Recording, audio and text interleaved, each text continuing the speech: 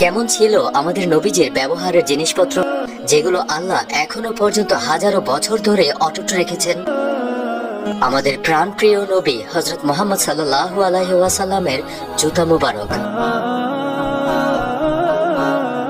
আমাদের কলিজার নবী হযরত মুহাম্মদ সাল্লাল্লাহু আলাইহি ওয়াসাল্লামের দাড়ি মুবারক,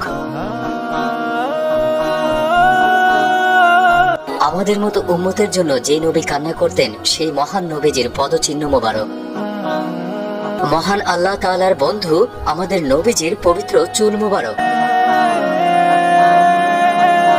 আমাদের নবীজির পবিত্র পাগড়ি মুবারক, আমাদের নবীজি হযরত মুহাম্মদ সাল্লাল্লাহু আলাইহি ওয়াসাল্লামের পোশাক মুবারক, যেগুলো তুর্কি মিউজিয়ামে সংরক্ষণ করা আছে।